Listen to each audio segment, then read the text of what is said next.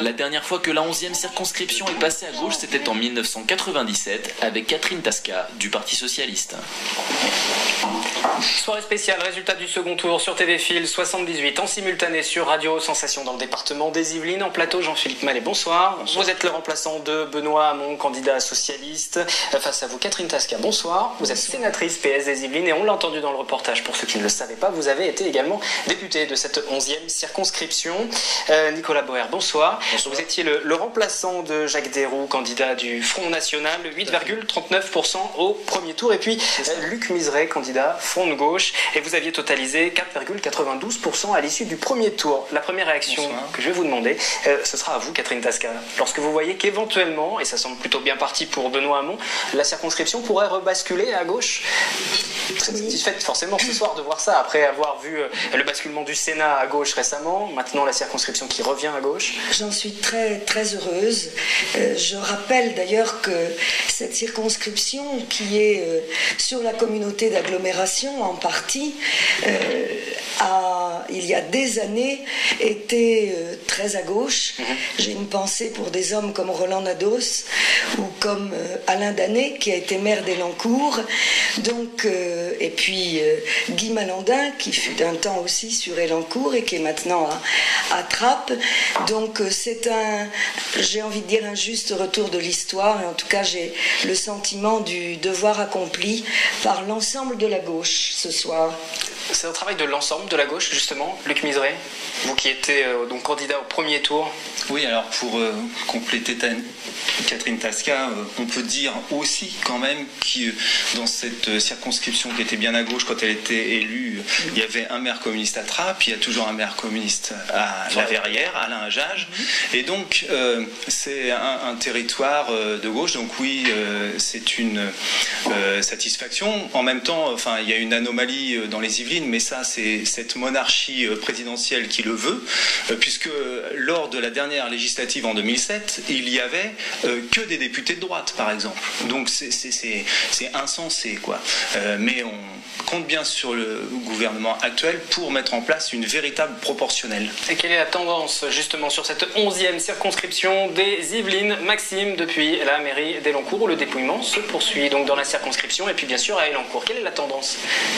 Tout à fait, Wilfried, juste toujours à Elancourt, donc plus précisément dans le bureau de vote de l'hôtel de ville.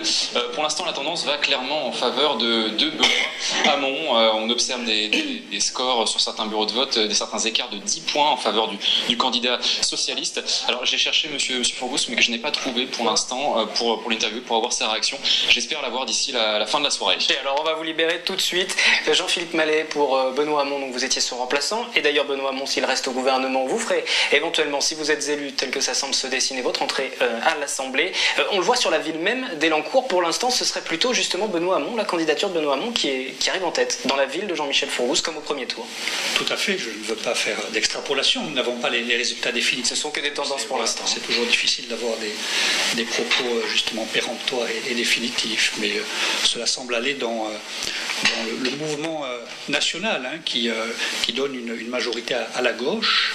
Et vous aviez axé votre campagne sur cette partie justement de la circonscription, sur la ville d'Elancourt par exemple? Pas particulièrement sur l'ensemble de la circonscription. Ou la Verrière qui vote plutôt à gauche naturellement. Oui, mais pas particulièrement. On a fait un travail de terrain sur l'ensemble de la circonscription. Nous sommes allés à la rencontre des électeurs de chaque commune, des 7 communes qui composent la circonscription. Si Benoît Hamon est élu, c'est vous qui rentrerez à l'Assemblée. Quel est votre sentiment? Vous y pensez forcément maintenant? Alors j'y pense, mais je ne vous dirai en ce moment rien de plus, puisque le score... On attendra forcément les résultats définitifs pour obtenir l'ensemble des réactions. Du côté du Front National, quelle était la consigne dans l'entre-deux-tours? Est-ce que vous avez appelé à voter massivement ou non pour Jean-Michel Fourgous? La consigne de vote était celle qui avait été dite par Marine Le Pen, notre présidente, qui était de laisser nos électeurs libres de leur choix du deuxième tour. Je vous interromps tout de suite. Dans certaines circonscriptions du département, Philippe Chevrier, qui est le chef de file du Front National, qui était candidat dans la 10e, lui a appelé clairement à voter contre Annie Poursinov. Donc dans certaines circonscriptions, il y a des consignes qui ont été données. Je suis dans la 11e circonscription. notre consigne, c'était celle de notre présidente. Voilà, nos électeurs ont voté, on leur a mis conscience au deuxième tour. Il y en a qui se sont abstenus, il y en a qui ont voté blanc, il y en a qui ont voté, qui ont apporté leur voix à Jean-Michel Fourgousse, et il y en a qui ont apporté leur voix à Benoît Hamon. Chacun est libre. Et quand vous voyez justement le résultat qui se dessine un petit peu ce soir, pour l'instant une majorité à Benoît Hamon, votre sentiment? On va pas... Une circonscription plutôt à gauche finalement, la 11e. Oui, on va pas trouver des pronostiquer, on n'a pas encore les résultats, mais c'est vrai que... On se base sur les résultats du premier tour, alors lorsque vous voyez à l'issue du premier tour, Benoît Hamon est en tête. C'est vrai que 45% pour Benoît Hamon, 5% pour le Front de gauche qui va se reporter comme d'habitude sur le Parti socialiste.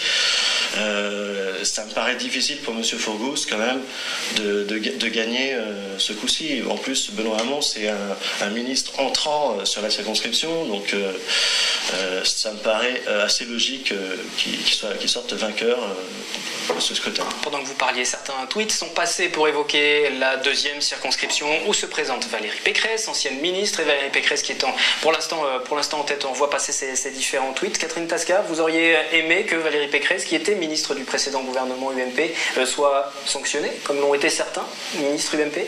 J'aurais aimé, oui, sans doute, mais il faut regarder la réalité sociologique de chaque circonscription.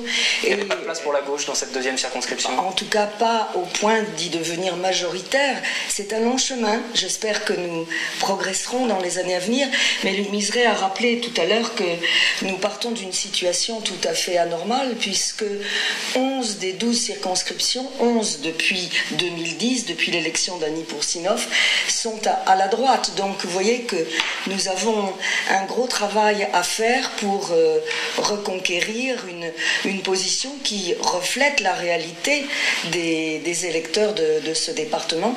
Je le redis, je suis très heureuse que dans la 11e, on revienne à une réalité qui me paraît tout à fait légitime. Il y a d'autres circonscriptions éventuellement qui pourraient basculer, on le verra au cours de la soirée. La 12e, c'était très serré entre Frédéric Bernard et David Douillet. Si on compte le report des voix, on verra ce que ça donnera. À la 10e également, la 8e également. Et là, et la 7e. Voilà. La 8e où Pierre Bédier était le député. Il avait ensuite démissionné. C'est Cécile Dumoulin qui l'avait remplacé. Elle était en ballotage défavorable à l'issue du premier tour.